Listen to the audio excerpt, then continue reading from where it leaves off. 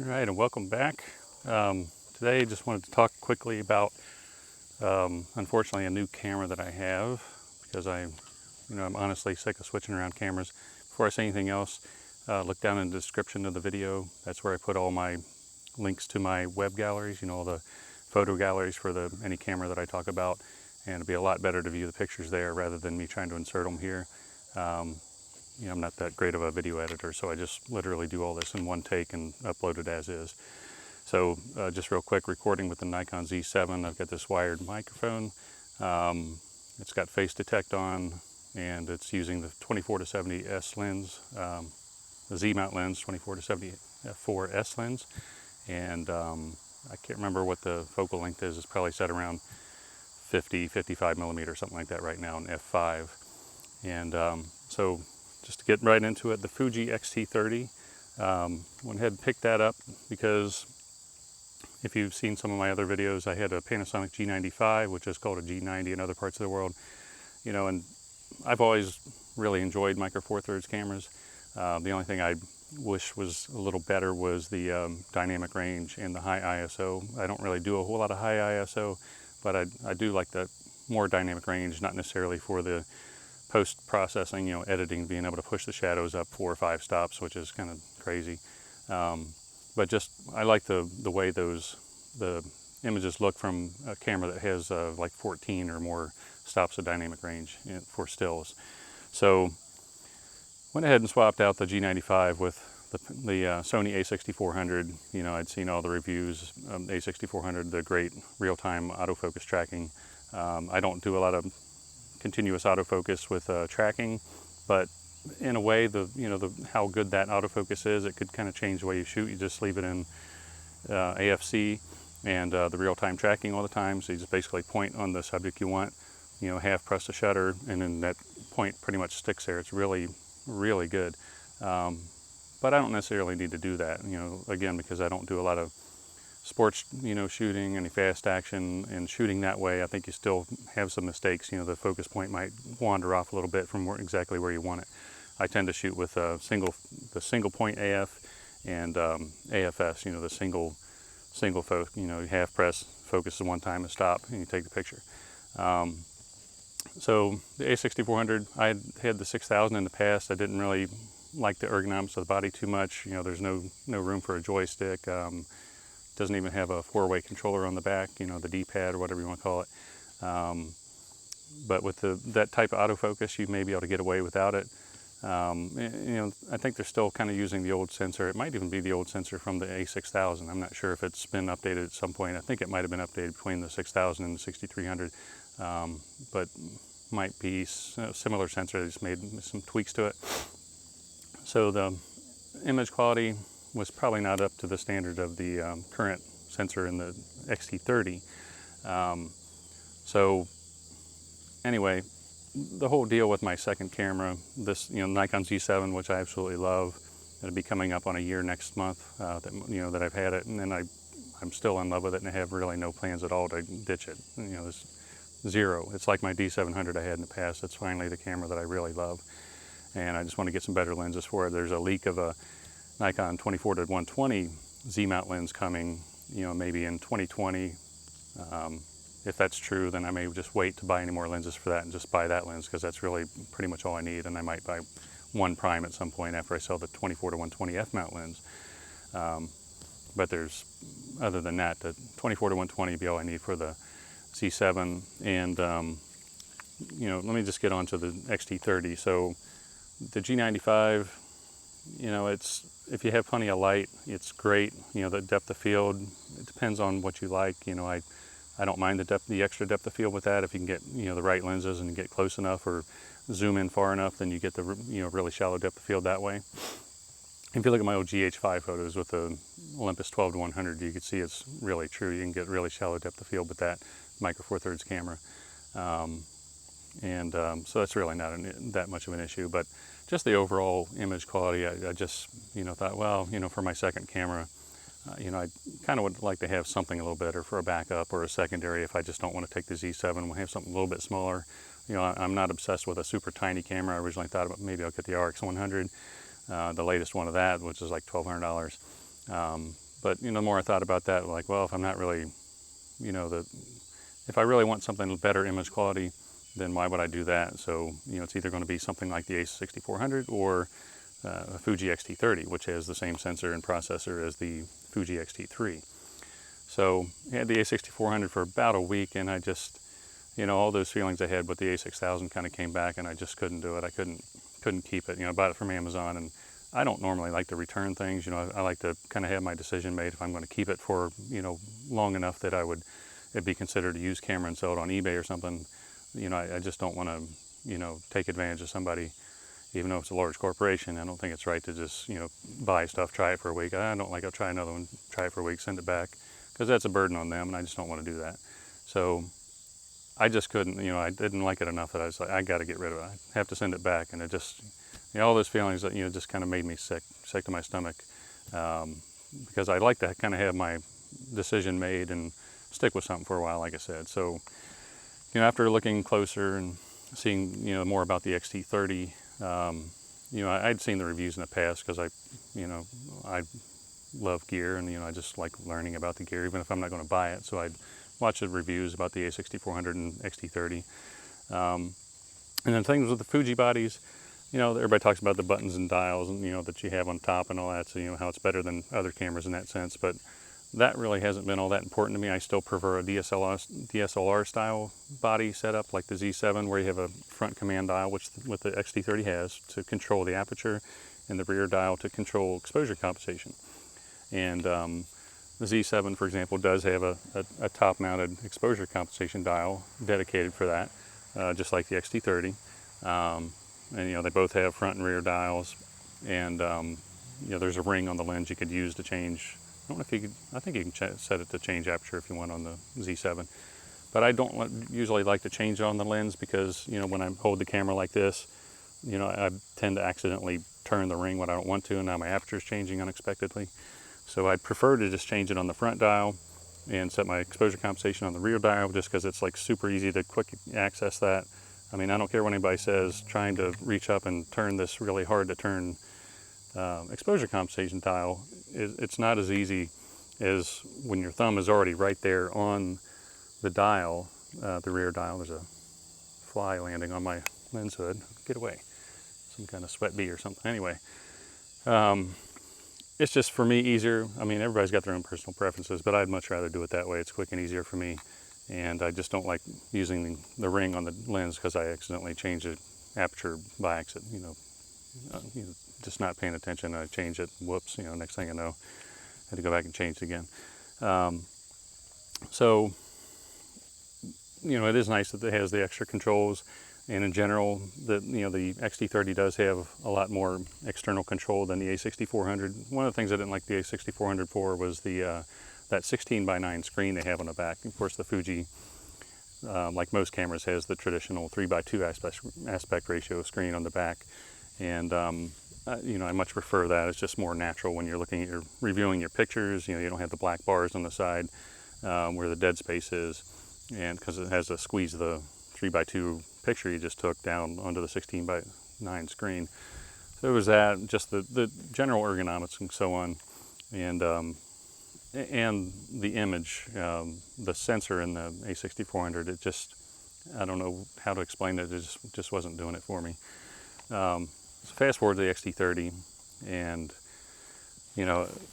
I just decided, I'm going to buy the X-T30, and even if I don't love it, I'm just going to live with it, because it's just my second camera, fun camera, small camera I want to take with me somewhere where I don't want to take the Z7, and I just need something a little bit smaller, maybe take it for work on a trip, put it in my backpack where my laptop is, and just kind of keep it small. So this is the 15-45 XC kit lens. It's this does not have a dedicated aperture ring. You have to crow up there. You have to change the aperture with the front dial, which is fine for me because that's what I like to do. And again, even though it has the top exposure compensation dial, I have that set on the rear dial. And I disabled the push-in function on the front dial because I find that I was accidentally pushing that sometimes and activating or switching between changing the aperture and changing some other feature. So I just disabled the push-in function. On the back, I have the push-in option set for AF on. and also have the AEL button on the back set as, let's see if I can just show you a little closer. So the rear dial, if you push in on that, that's my AF on, but I also have AF on the AEL button. Don't remember if I have anything on the AFL over on the side. Anyway, after getting the XT30 and going out and making some pictures with it, first of all, I can tell you that this cheap power zoom lens, the 15 to 45, it's $100 with the camera, $300 if you buy it separately. It absolutely is better than the Sony 16 to 50. The 16 to 50 from Sony, if you're shooting directly into the sun, I mean, you get some really bad, nasty flares, and lots of color in them, and just bad streaks. It just looks pretty bad. Whereas with this lens, and again, this is just a cheap power zoom kit lens from Fuji, which by the way has the JJC screw-on lens hood on there. So this is a aftermarket lens hood. If you take it off, it just kind of looks not as nice. So I just like to have something on there. Plus a little bit of extra protection, but also it just looks better. But this lens is a lot better, shooting into the sun, just general photography, it's actually really sharp. I mean, for what it is, it's much better than I thought it would be. And, again, look at all the pictures in my gallery. They're kind of limited right now. I don't have a whole lot in there since I've only had it for about a week. But I'll take this with me on a trip and go to the Smoky Mountains next month, and Smoky Mountain National Park and around Gatlinburg, Tennessee area and all that. So I'll take this with me, and I'm also taking the Z7, but I'll try to get a lot more samples with this, and there'll be not just samples, there'll be real pictures that I would normally take for myself and post online. So that's what I tend to do. So have a lot more from this coming soon. Just compared to the A6400, it's really personal preferences. Some people really want and need that AF tracking, and this has really great AF tracking too, but I don't, like I said, I don't really tend to use it. Normally just in AFS, single autofocus and a single autofocus point. Focus, take the shot, and that's it. I don't really even use the face tracking too much unless it's in video. And the same thing with eye autofocus. I normally don't use that in stills. I just use the single point, put it on somebody's eye if I'm doing that. So it is nice that it also has the focus lever, or I think Fuji calls it the focus lever, the focus joystick in the back. And like I said, this is the XC 15 to 45 kit lens. It's pretty small when it collapses. The only thing I don't like about this, there it is when it's extended, it actually remembers, and I don't see a way to turn it off, but it remembers the focal length you were at. Like if you were to zoom in to 45 or some other focal length, and you left it there and you turn the camera off, it'll remember that and go back to it. So you might be thinking when you turn the camera back on, it defaults to 15 millimeter, but it doesn't. If you had it set to 45, when you turn the camera off, it goes back to that. But I'd rather have it forget that and go back to what it did before.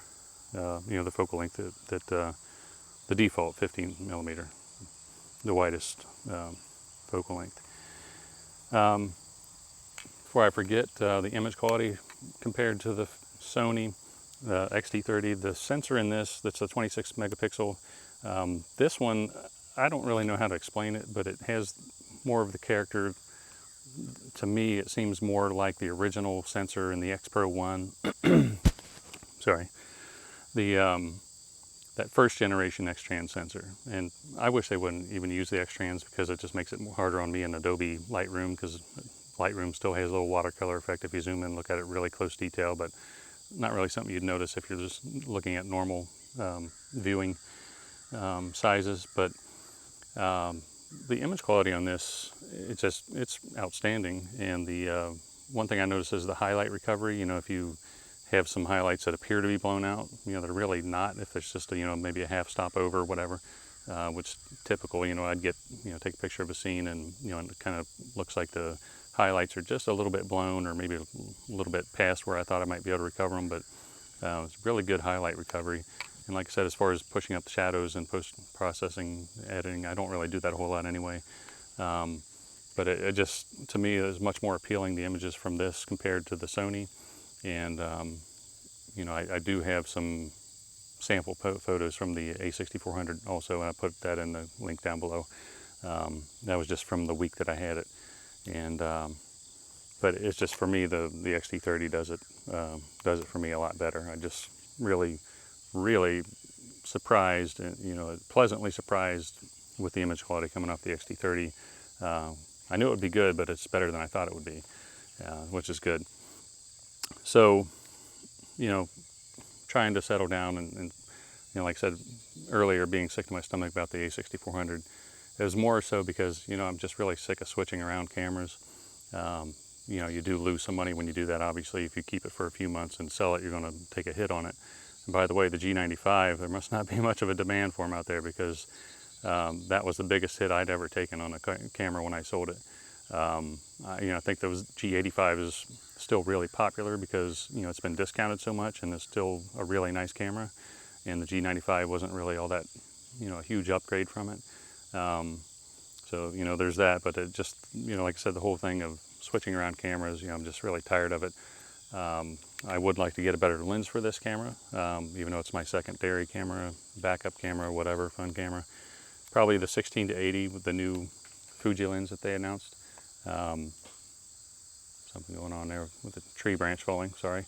Easily distracted here. So that'd be like a 24-120 equivalent, and it's an f4 constant aperture lens. It looks like a really nice lens, it's weather sealed and everything else.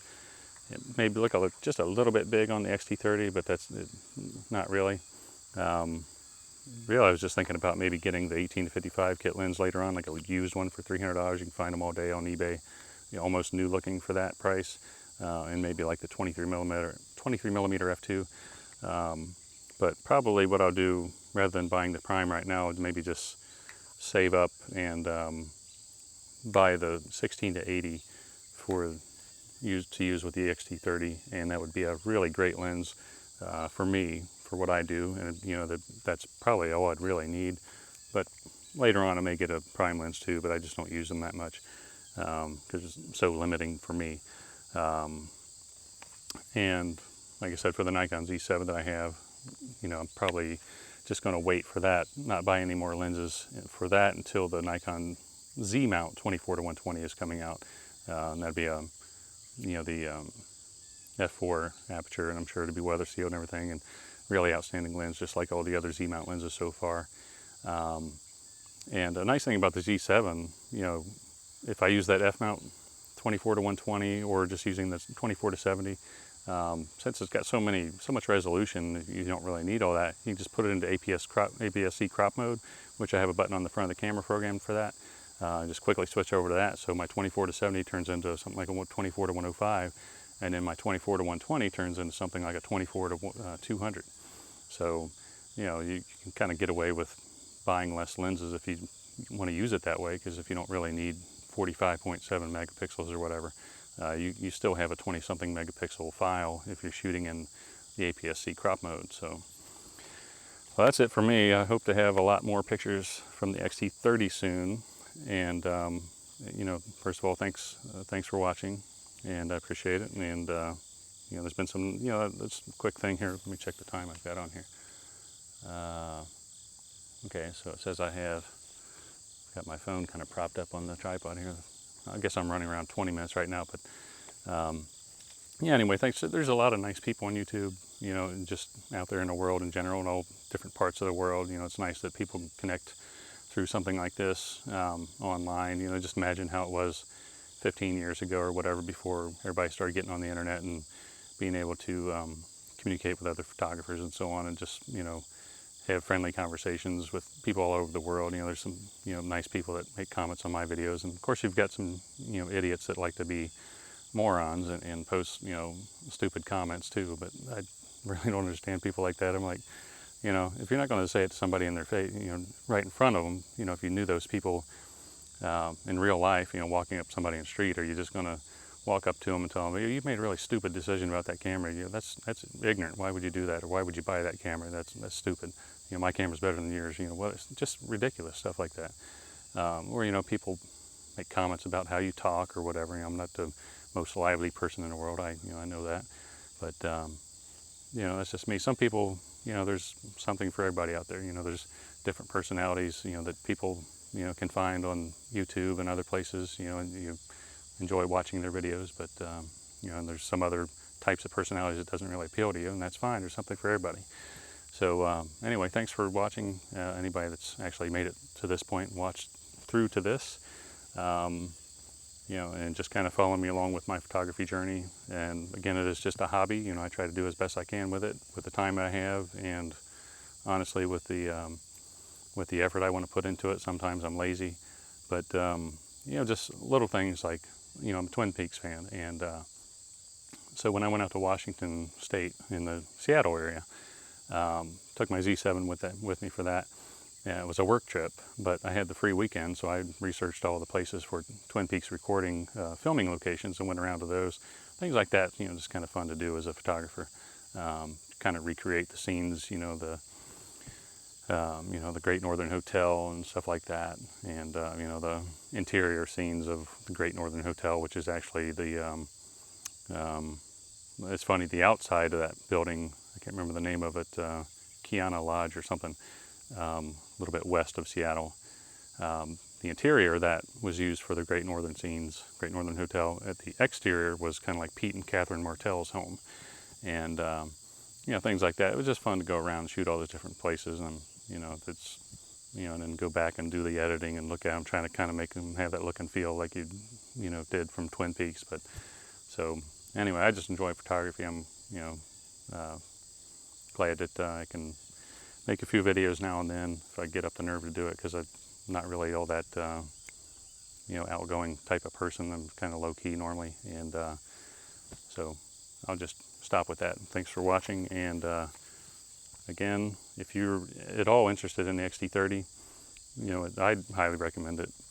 If the body style and everything suits your needs, it is a really great camera, really great image quality, fast. Just get a good lens for it, and you'll be impressed like I am. I'm impressed with just the little kit lens here. So, that's great. So enjoy that. And if you're interested in Z7, hopefully my comments on that would help you with that. Like I said, if you don't have the needs for a super sports camera, the AF from like a Sony A9, then there's really no reason in the world why you wouldn't be totally happy with a Nikon Z6 or 7. It's outstanding image quality. The ergonomics are so much better than the Sony A7 series, in my opinion, having used both. But yeah, it is what it is. Some people like it, some people don't. So, all right, I'll stop with that. And I've got my phone on the tripod. I'm going to walk up and turn that off. And here I am again with just a one-take recording. I just posted it online as is. And that's part of the reason why I don't put the pictures in the video, because I absolutely do no editing to this video. I just record it, walk up, turn it off, uploaded it. Same way as is. Let's give you a little quick look at I've got this is the Peak Design leash. Works great for the camera strap here. Perfect size for the XT30 with the little kit lens on it. If you put a bigger lens on it, you probably want to use I can't remember what I don't want to pull it out and knock my phone over, but it's the Peak Design strap. It's about 1 inch wide. I can't remember the other strap that I'm talking about that I use on the Z7, a little bit wider. So if you put a bigger lens on here, you probably want to use the one that's a little bit wider. This one's only maybe 3/4 of an inch wide or something like that. But, again, this is that JJC. It's a LH, and it's funny because it says XF, LH XF 15 to 45 lens hood, but this is not an XF lens, it's an XC lens. JJC, by the way, makes a lot of good aftermarket lens hoods if you need one, and they also make some other products, but like neoprene cases. I've got a JJC neoprene case for this too, which is just a little case that you put it in, camera and lens, and just now you've got just one little bundle, and you can just throw that in your backpack and don't have to worry about it getting all beat up or whatever. So, looks like I'm getting out of focus here. There we go. found my face. It was trying to find something in the background as I moved out instead of picking up the XT30. Gives something that people complain about on the Z7, right? So, all right, that's it.